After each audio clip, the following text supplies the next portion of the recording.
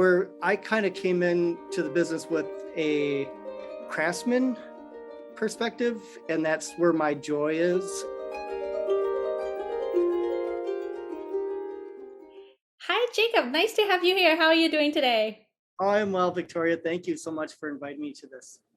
I really enjoyed the opportunity to connect with you, and it all started with this harp that is half finished sitting behind me. I wanted to get a bigger harp, and I play a pedal harp, but it's quite bulky for me. And I've been looking at different options, and we came across your kits in your website, and we decided to go with the Cheyenne. And through our conversation, because I had some questions, it got me interested in talking to the people behind the harp. And I think it's so important for us to acknowledge the work that the harp makers are doing too, because without the harp, there's not going to be harp player. So I'm really excited to have you here. Thank you so much. Oh, thank you. Tell us about your music journey and how do you come across a harp? Introduce yourself to us. Well, I started playing guitar as a teenager, and then I was going to school for graphic design and photography and videography, and wasn't liking being in front of the computer all the time. So I started looking for another occupation and accidentally came across Luthier School here in Minnesota, in Red Wing. And so I took up the Luthier program there for building guitars. And that's mostly how I got started into building instruments. And then after I graduated there, the former owner of Music Makers, Jerry, had an opening at the shop here at Music Makers. So in the year 2000, I started working here. So that's how I got into harp. I probably knew nothing about harp before working here. So, but it evolved into one of my favorite instruments to build. There's still a special spot for guitars. It's just something, I don't know, quintessential about a guitar that's just really beautiful. But I've really taken more of a liking into building harps. And I think what I really like about building harps is not as much has been done to the harp as there is like the guitar. It feels like if you come up with an idea with a guitar, there's so many people building guitars that feels like that idea has already been done. Where like if I like recent design with the Epic harp was, kind of a different idea for building a harp. And I don't think I've seen a harp like this harp. So there's a lot, it feels like there's a lot more room for creativity and improvement and design, which I really enjoy. I agree, and when my conversation with Jack Cass in Carmack, he talked about how they innovate the harp, and I look at what you do and your predecessor in Music Makers, and how you have made harp such a accessible option for us by offering the kit. And I thought how wonderful it is to have someone to come up with that work and make it available. And before we go too far, since you have your Epic harp in there, I do want to ask you about the harp because it's a very unique shape. What is your process like when you're designing a harp? How do you gather your inspirations and where do you get your ideas from? Um, I would say where I get a lot of the ideas is like going to harp conferences and talking to customers and hearing what they're wanting, like what problems they are running into. Things are changing. Like lighter harps has been really a big thing that people have been really asking for a lot lately. So that's been like, well, how can we do this? And then people ask questions about string spacing, or like big, like the Epic harp was kind of inspiration of like people are like, well, I want more strings and light and small and comfortable. So that is, a lot of where the inspiration, some of it just kind of just pops in my head sometimes, like in the middle of the night. Like I feel like the idea for the bent sides on the Epic harp was just something that just popped in my head. And so sometimes it's just serendipitous. Um, and Playing harp myself too has really helped a lot. When I took over the business, I started taking lessons with Stephanie Clausen, and I still taking lessons with her. And just playing the instrument itself gives me a lot of knowledge on what is important in design.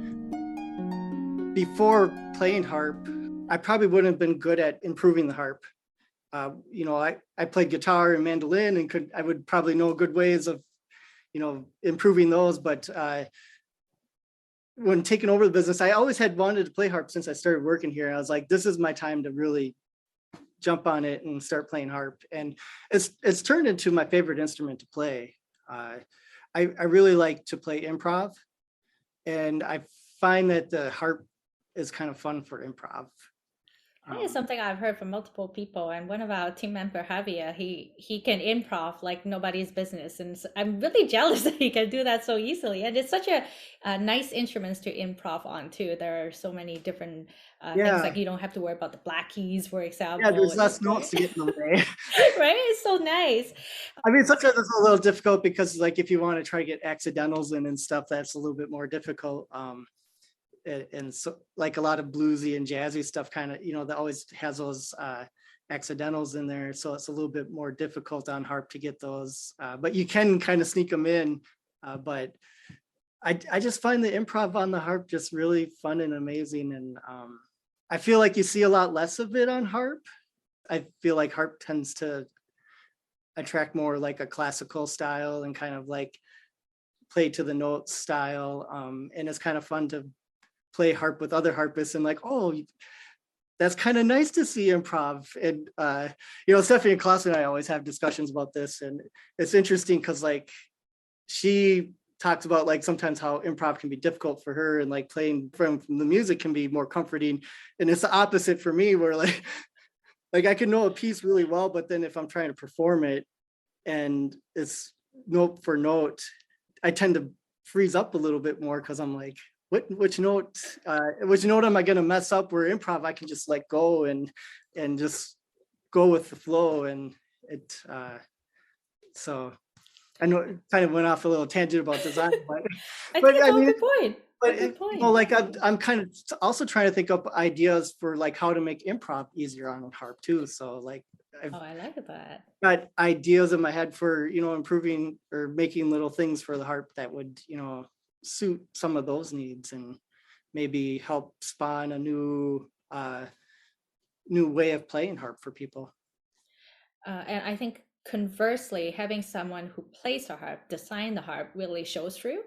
When coming from like a harp shopper perspective, I can see some of the details that you have put into consideration that Yeah, makes our life easier. So I think it's great that you're taking harp lesson and it's putting those knowledge into your yeah. harp design. I mean, since taking over the business, we pretty much have redesigned all our harps or replaced them with an upgrade. And a lot of that did come from playing harp. I was like, oh, we weren't quite doing this right. This needs to, like, up in here, it's nice to be narrow. And we had some harps that were pretty wide there, which it's not good for the ergonomics of playing. And so things like that, like, there's been a big change in our harps over the last 5 years. And most of it's because it's like we're looking from the perspective of a harpist rather than just the perspective of a builder. What are some of your favorite improvement and changes that you have brought on to the company in the last couple of years? So Jerry came into the business as a hobbyist, and he started the business as a kit company, not a musical instrument kit company, but he sold like sewing kits and toy kits and musical instrument kits. Well, the musical instrument kits he was getting in were of poor quality, so pretty soon he was starting to produce his own kits, and that's how the business evolved. Where I kind of came into the business with a craftsman perspective, and that's where my joy is and where my energy is.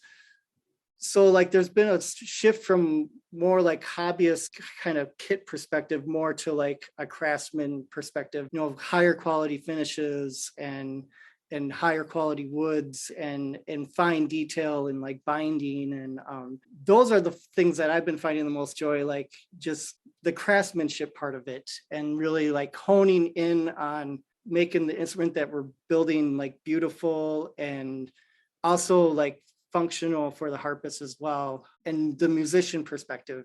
And that's where I come from. Like I'm a musician, and craftsmanship is something that I find a lot of joy in. And so that's where I've been finding the most joy as the business has evolved. I think it's also very wonderful to hear that you're still doing the kits as we discussed, not just shift completely to the craftsmanship side of things. Have you improved the kits as well as a result? Oh, definitely. I mean, we're always like hearing feedback from customers that are building kits, or we come up with a different idea. I mean, we don't intend on ever like stopping the kits and stuff. I think we have something unique there. And not just harps, we have kits in other forms too. But there definitely has been a lot less of a focus on it, where that was kind of the main focus of the company when Jerry was running it. Now we've kind of branched off into three separate areas with the kits in one spot. We have therapeutic musical instruments that we do, like the Reverie harp and the harp as well. And then we have the harps, finished harps. And those are kind of like our three main branches that is part of our customer base. So we've been putting a lot more focus in the therapeutic musical instruments and the harp over the last 5 years. And it seemed like we kind of hit our max on the kits. Like there was a threshold that we could meet, and we kind of met that. And if we wanted to grow, we had to look at other areas of the business, and that's where we've been seeing our growth. I mean, the kit too is just a real wonderful part of the business too, and to see people go through that process and see like your harp that you built, and just see what you guys do, and like sharing that craftsmanship with you. It's very rewarding. So it's something that's not going away. Definitely. I don't think I would ever build my first harp. Like if it's my first ever harp, I'll probably buy a ready build. I think at this point, with more experience with the harp, we're feeling more ready to build a kit. And I do enjoy the customer service I've been getting, because we have questions and we'll ask, and I really enjoy getting that interaction with the designers, right, and answering the questions and helping us along too. And I think it's such a nice option to have the harps either ready made, and I always notice that you're offering extra things that perhaps we can't do at home as easily, such as the vivid color. So I think it's a nice way to sort of, get the customer to decide how they want to do it. Do they want someone to make it all pretty, or do they want to do the work? Yeah. And we don't so much make kits as like a economic option for people, but more of like an experience. Like I understand the experience of building my own instrument and playing it. There's just something magical about that. And for the kits, like that's kind of what we're trying to offer with the kits, is this experience of like, I built this, and there's just something a little bit more special about it. I think so. Apparently, there's this effect called IKEA effect, where if you build something, you're more likely Yeah. to be attached to it. And I love that our kids are witnessing this harp coming together from literally a flat box to now starting to look more like a harp. And I hope that they're going to have stories about the building of this harp to tell later in the future, that they wouldn't have otherwise if they purchased a Yeah. ready-made instrument, right? Yeah. Tell us about the other instruments that Music Maker make, because I browsed your website and there are some really interesting ones in there. What are some of the more obscure and maybe less known instrument that you Well, offer? there's the hurdy-gurdy. That's one that I always kind of tell people. I'm like, yeah, so we build hurdy-gurdies, and they always kind of give me a side look. And then if they know what it is, I'm like, yeah. uh, it's it kind of sounds like a bagpipe in a way. Um, we don't have one in stock right now, so I can play it. But it kind of sounds like a bagpipe, but it plays kind of like a violin in the sense that it's a wheel that rubs on strings. So then the strings will be playing from the wheel rubbing it. So that would be kind of like the bow playing the strings. And all the strings are played at the same time. There's four strings, and then there's two strings that are drone. So there's this constant kind of like a bagpipe, and then there's Nice. melody strings that you play, and there's a key chest with buttons you press, and those will play the melody. Do I need a hurdy-gurdy teacher in order to learn how to do this? A hurdy-gurdy would be you would less need a teacher, because there's definitely a lot less technique like you do with like harp. Because there's just buttons that you're pressing, and you just have to be able to hit the right notes, and you probably almost need a teacher on how to set it up and tune it. Like that's the difficult part, because if you don't set it up and tune it right, you'd rather be in a room with 10 dying cats. because All right, I'm gonna have to look up this instrument. I I remember can't. there's a song for it. Like Sting has sang a song called Hurdy Gurdy Man. I've not seen Yeah, one. that's who does that? That's Pat Donovan. Yeah, I'm Yeah. pretty sure it's a old song. Yeah, but I've never seen one myself, so I'm gonna have to look that up. Well, and we have the Salmodican, which is a Swedish instrument. It's a one-string instrument bowed. It was an instrument designed when the church wouldn't allow instruments that had more than one string in the instrument. So like violins couldn't be allowed into the church. Uh, so their workaround was to make these Salmodicans, and That's awesome. so we sell those to like a lot of Swedish people, and then that are interested in traditional Swedish instruments. We have a Kantala, which is a Finnish instrument from Finland. Yeah, so I can't remember exactly how many instruments we have. I know It's we've quite a lot. most of those instruments most of the time are sold as kits. It's really our harp set that we sell mostly Finnish. We sell more Finnish harps than we do harp kits. Nice. Okay, well, let's go back to Music Maker, the company.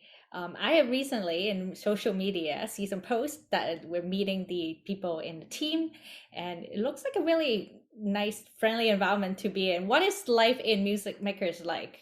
What do you all do? Well, there's about four out front, out here where I am right now, that take phone calls, pack stuff up to ship, set up instruments, do things like set up the website and answer emails. That's what a lot of the people up front are doing here, and most of us here are musicians. Um, and then there's five of us in the back. My son's back there too, and he's kind of helping out with some of the processes. And then there's two other people in the back that are from the Red Wing school that I went to and graduated from as well. So they come from a luthier background. And then there's Tim, who actually was working here before me. He was friends with Jerry's son. So he got a job back when he was in high school and has been here ever since. Yeah, we tend to have the same people here that have been here for a long time. We got pretty busy during the pandemic, and we've hired on a lot more staff than what we did before the pandemic. Things have started to slow down over the last few months, but we were crazy busy during the pandemic. I think a lot of people were trapped in their houses, either building instruments or taking up harp, or we did sell a lot of strings too at the beginning of the pandemic. So I think a lot of people were taking the dust off their instruments and putting strings on. So we have more staff than we've had in the past. And we recently hired on Hannah Flowers, and she's doing some of our marketing and social media stuff. Yeah, and she played the epic harp in one of the Yeah. videos. So lovely. Well, it's nice to have a professional harpist on staff to be like, hey, can you do a recording really quick? It is lovely. And she was really helpful for finding the studio and creating a relationship there to do that, and helping set that up as well, and helping to get the stuff on social media too for doing the video for that. And like I said, I started out with a photography and videography background, so like I'm also doing a lot of photography and videography for Yeah, you have one of the nicest staff photo I have seen in many instrument shops, because I have a feeling you were behind that photo. Yes, I was, and we all did that like in the shop. We did that, each of us separate, and then I photoshopped us in. Oh, it's so nice. It worked out really well. And then, of course, there's picture of the epic harp out in the wild that I'm Yeah. pretty sure was not really out in the wild, but it looks so realistic. I love it. So yeah, you'll see a lot of the photos with my daughter. Is that the daughter that the harp was named after? Yeah, Cheyenne. Yeah. Yep. Yeah. Yeah, no, it's really lovely to see everyone getting involved. And I just want to say, while I have you on camera, very impressed with how you pack the lever.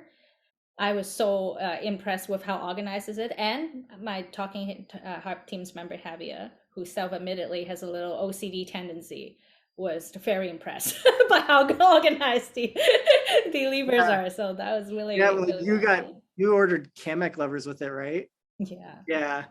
Yeah, those things are like each one's got to be on the specific string, and if not, you'll get buzzes. So Yeah. we have to be really careful and make sure. Oh, my lights just went out. Yes. So But yeah, kudos to your packing team of doing a wonderful job in oh, coming thank up. you so much. Yeah, I am very proud of the staff that we have here. You know, most of us here are here because we love either building instruments or we love music. Um, and it's a really great staff, and I really appreciate the people that I have working for me, and it makes the job really enjoyable.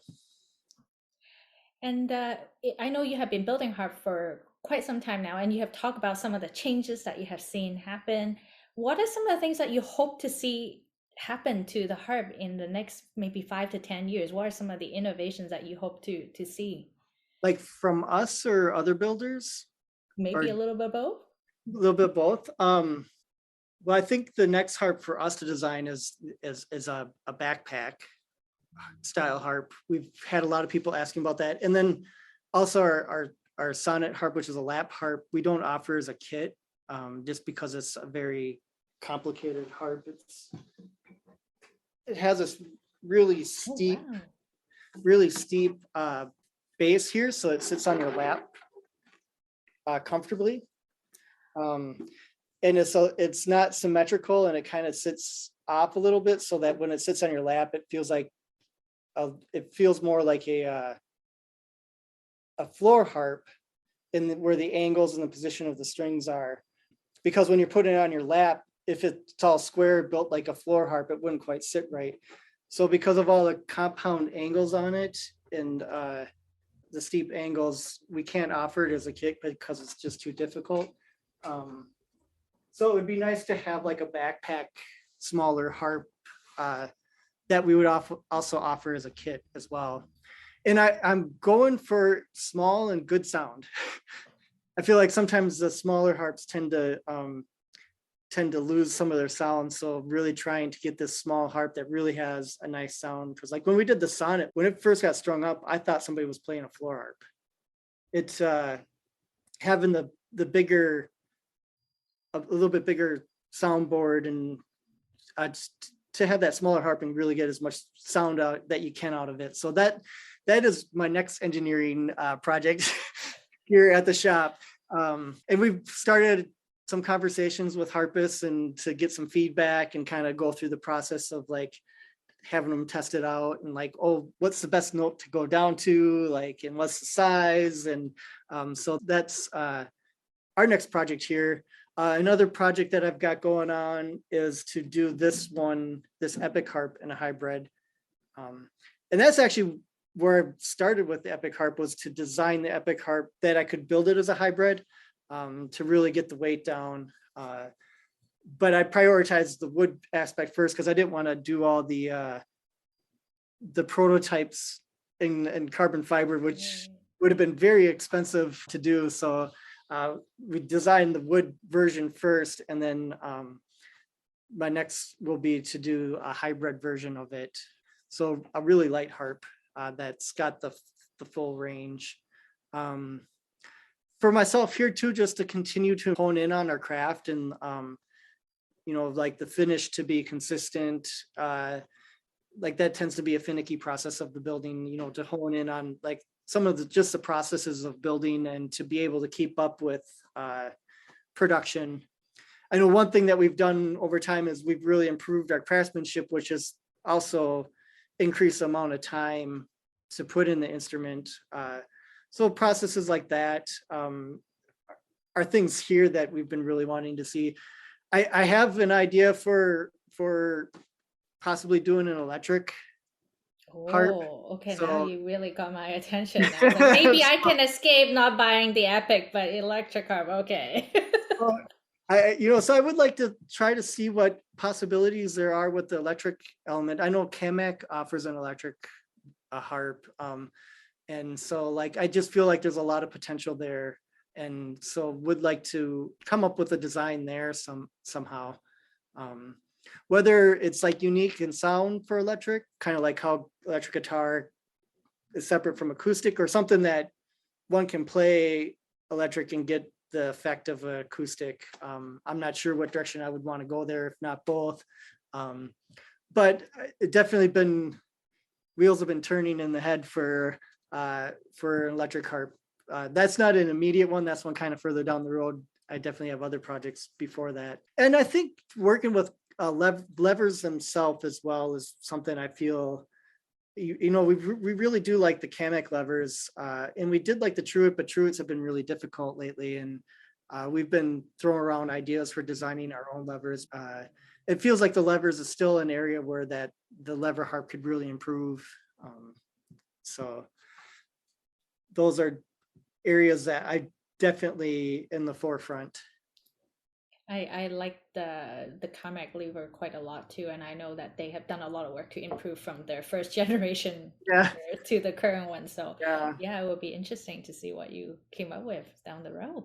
yeah. I think we would like to do a version that's kind of simple, like the Truitts, and um, like the Camex are really complicated, which they function really well, but at the same time, there's a lot of moving parts, which means there's a lot of parts that can go wrong as well too. And they're very specific to each string. So if somebody changes a string gauge later, then you have to adjust the lever to that as well. Um, so we would like to do something like universal levers and the Truitts, which is a lever that just pops straight under the string. And the Truitts work really well as well, but something that kind of is a simpler lever and elegant too. Um, Elegant and small. And I do have an idea for like if I could ever be able to do it, would be to do like an electric operated lever system where you would have like a pedal that was like connected to the floor. So it'd be like a pedal harp that would uh, engage levers. So then you wouldn't have like, what the problem with pedal harps is, you have all the mechanisms going to all the different to the different pulleys and such, which can be really complicated, and why they're so expensive. It would be nice to somehow come up with like an electrical mechanical or one that could almost turn a lever harp into a pedal harp in a way. Okay, wow. I'm really intrigued by all the different ideas you have. I definitely will have to keep up with Yeah. what you managed to execute in the next little bit. So yeah, we're always coming up with ideas here, and it's a lot of times it's kind of throwing mud at the wall too. I think it takes many ideas for one good idea to stick. So it never hurts to have a lot of different ideas to try out which one are gonna stick, right? Yeah. And I think the big part of exploration too is like composites as well. Like I really like the hybrid that we do because I like the look of a natural wood harp, and to get it nice and light. So it looks like a wood harp, but it's, 95% composite. I'm doing a lot of experimenting with that, and that in the processes to make that easier. Because some of it can be pretty cumbersome to do, doing the carbon fiber and such. It's a lot of extra work into the instrument to do that. And there's just a lot of exploration kind of on the shop side of things that people really don't see, that that constantly need improving. Like it looks like the same harp, but it's really evolved quite a bit in the process. Yeah. And talk about the sort of invisible thing. And I know this is actually quite visible because I've seen it on the pillar of your harp. I was really intrigued by how you have layered different woods on the neck. I don't know if you're able to pull it forward a little bit so people can see. And there you have made a video about putting this together that is available in the Music Maker channel. And I just thought, like it's little things like these that maybe we don't necessarily see as a big deal, but it takes a lot of thinking to come up with something like that and to execute it well too. Yeah. Well, the thing too is like this looks really beautiful, but it also is stronger, because when you bend the wood into these a sandwich like this pillar is going to be much stronger than if I took the same thing and cut it out of a solid piece of wood. So it was something that started out as a functional purpose to make the pillar stronger and lighter, but then it looks pretty with the different layers of wood. So a lot of times it's trying to take something functional and making it aesthetically beautiful in a sense too. And even like the bent sides was from the perspective of function and not so much aesthetics, to widen this bottom of the bottom of the, see if we can Mm. widen the bottom of the harp here, but have it narrow up here where you have your hands. So it was more from a functional element, and as well as these bent sides are stronger than if they were straight sides too. So I can take more material off and make the instrument lighter because the bent sides are stronger than if they were just straight. So some functional elements that really turn into aesthetical elements that are pleasing and nice too. So It worked out really well, and like I said, I was very impressed by the very unique shape and design of yeah, the harp, and I think it's done a wonderful job in delivering a harp that is very interesting to look at, but also sound really good. yeah. I mean, there is some inspiration from the pedal harps because some pedal harps do that, and it makes sense for, like basically how sound is. Like the bass is not linear. There's a harmonic curve, so like the bass needs more proportion than the treble does for sound. So if you can get that the bottom end proportionally wider than the top end, it functions better for the way sound is working. And so it worked well because if the bass is just really nice and round and full on this harp, which is exciting to see from the design process. Yeah, and we're gonna put some links on the sample video that is in your YouTube channel, so our viewers can check it out.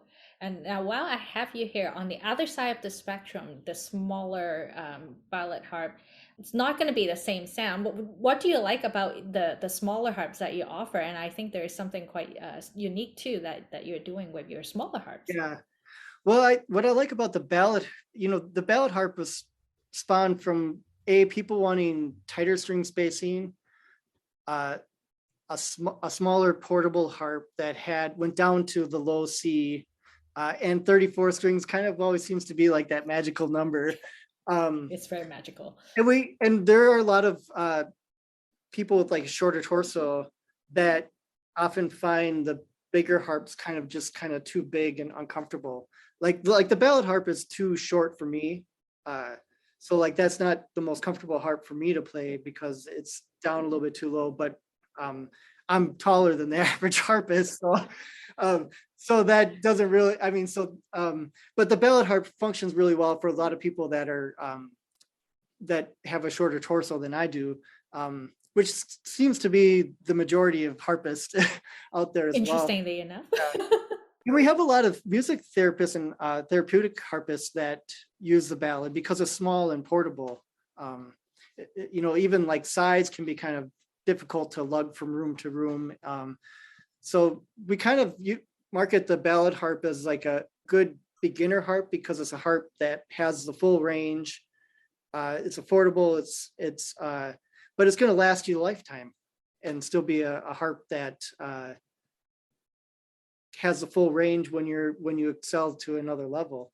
But we also market it to music therapists and people are looking for a much more portable harp, and because it fits in your vehicle so much easier, and also the tighter string space. A lot of people are looking for a harp that has a little bit tighter string spacing, either small hands or arthritis.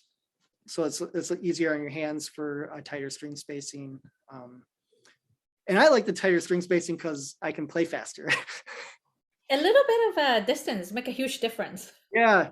I mean, I when I play like a harp with tighter string space, I'm like, ooh, I kind of like that. It's nice. Like I can get to those. It speeds up the playing a little bit. And I have big hands, and the smaller string spacing doesn't bother me. I prefer the smaller string spacing. So I think some people like the string spacing that's consistent to concert harps and stuff for consistency if they're switching from harp to harp. So string spacing is kind of depends on the person a lot, I find, and we kind of try to offer a little bit of a variety of string spacing. But the nice thing about it, if you do tight string spacing, is you can kind of compress the harp a little bit because each each little string and you times it by 34, 36, or It like on adds the up. yeah, pretty soon. So it can add up quite a bit. So we try to do this, the Epic and 39. Another uh, constraint for building the harp was to be able to ship it through FedEx. If this harp was any larger, we would have to send it in a crate, which is very difficult and expensive. So um, we tried to do 39 strings and we just couldn't quite get it. So we ended up with 38.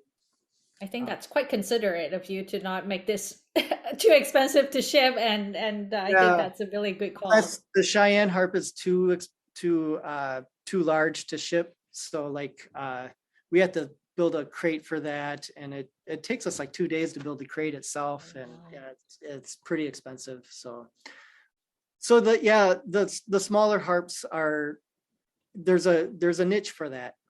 Yes.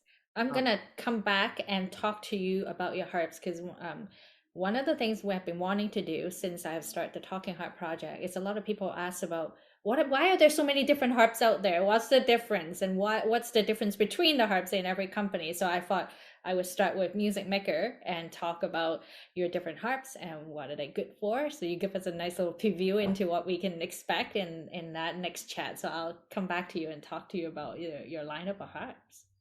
yeah. And where can we stay in touch with all the Music Makers news aside from your website? We're on Facebook quite a bit.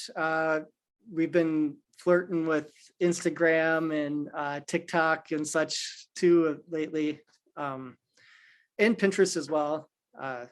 But most of our traffic is on Facebook, definitely. A lot of that goes on Instagram as well, and um, Yeah. so And you have a newsletter that we should all sign up if we haven't. yeah, we have. If you sign up for our email, um, that we send out emails as well with what's going on, and if we're running sales, or if we got like a custom instrument sitting, or what the next new instrument launches. So those are the different feeds that you can follow us. Yeah. On our website, on the homepage, you can find to sign up for our email. Awesome. Well, I'm really enjoyed this opportunity to get to know you and the work that you do in Music Makers, and I'm really excited to have come across your company by way of this harp. And I'm hoping maybe by the time we wrap up all our chats, maybe there will be string in here. I don't know. I can't promise anything. We're still working on the finish, but let's see if we can get it done in the next couple weeks. Yeah, yeah. I'm excited to see how it works out for you. Yeah.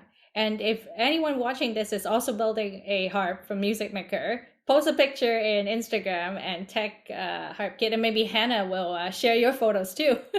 Yeah, yeah, yeah. I think she was just sharing some photos earlier today.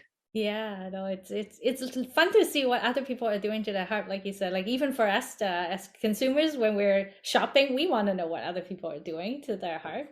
And we totally got the inspiration of doing the color from your offering of the vivid color, but this is not quite as vivid yet. We'll see how it goes in the next couple layers. What did you use for staining it? I believe my husband used a blue dye. He follows some kind of technique that is used to finish guitar. He's Sure, putting in the stain, and then he's using water-based polyurethane mixed with the same dye. So he's sure. doing that apparently like countless layers, layer and sand, and it's working out okay. I don't even want to know if that is like the right thing to do, but I'm okay with That's kind of this. sounds similar to what we do. So That's awesome. yeah, Yeah, and yeah, we toy around the idea of getting the harp with the color, but yeah, I don't think shipping this is gonna be too user friendly when we look at the size. And I think the box actually came in a pretty nice little package. I was surprised that it didn't look that big until he put it all together. And I think this actually is taller than me when I'm standing up slightly. I'm just 5, so yeah, it's quite a big harp, but I'm really happy with how it fits on my shoulder. So I'm very hopeful about this. yeah, That's awesome. Well, I'm going to talk to you again soon about your harp desk and some other things that your company is offering. So thank you very much for this yeah, chat, and we'll yeah. connect again soon. See you soon, Victoria. Bye bye. Okay.